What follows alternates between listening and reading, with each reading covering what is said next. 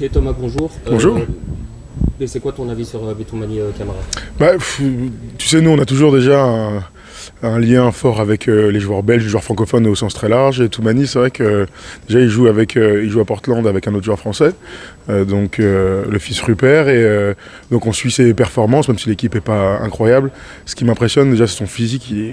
C'est des mecs qui sont NBA ready. Tu mets un pied sur un terrain de basket et tu sors du lot. Et lui, ces dernières semaines, là, cette saison, on voit vraiment une progression déjà dans la compréhension du jeu, dans sa défense, dans les performances, sa régularité aussi dans les performances. Donc j'en pense que du bien. Je vois un gars qui est en train de grandir à vitesse grand V.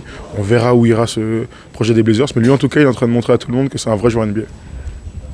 Pour toi, c'est une surprise. Est-ce que tu connaissais ce joueur avant? Je le connaissais, je savais qu'il était belge. Lors de la draft, on avait déjà discuté un peu entre nous, mais j'en connaissais pas plus que ça. C'est des gars qu'on apprend à connaître de toute façon avec le temps. Hein. Donc voilà, on suit ses performances et c'est des gars qu'on apprécie aussi en tant que Français. On apprécie les suivre et à un moment donné leur tendre le micro et discuter avec eux parce qu'ils ont toujours une vision un peu différente de la nôtre, que ce soit des Belges, des Suisses, parfois même des Québécois aussi. Donc c'est des opportunités qu'on aime bien avoir et donc j'espère à un moment donné pouvoir discuter avec lui et lui parler de son évolution. Et son jeu, tu le vois évoluer de quelle façon? Écoute, c'est une bonne question. Il est tellement jeune. J'ai l'impression qu'il est très polyvalent, donc il peut faire beaucoup de choses. Et il fait partie de ces joueurs où c'est difficile de leur donner un plafond. Je fais une comparaison avec un autre joueur français, Bilal Koulibaly, où on voit des flashs de très haut niveau. Après, il y a toujours la régularité qui doit rentrer en ligne de compte, mais j'ai du mal à lui mettre un plafond. Donc je lui souhaite à un moment donné d'être le meilleur défenseur de son équipe, d'être un titulaire à part entière dans un projet ambitieux. Voilà, c'est l'évolution que j'imagine. Non, on sait que la concurrence en NBA est très difficile.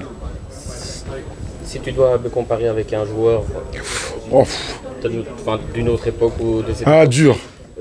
Tu le verrais comme... Dur.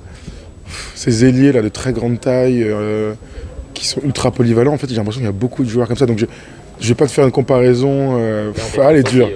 Oui, absolument, mais difficile de comparer parce que en fait dans cette nouvelle génération ils sont très nombreux à être comme lui là.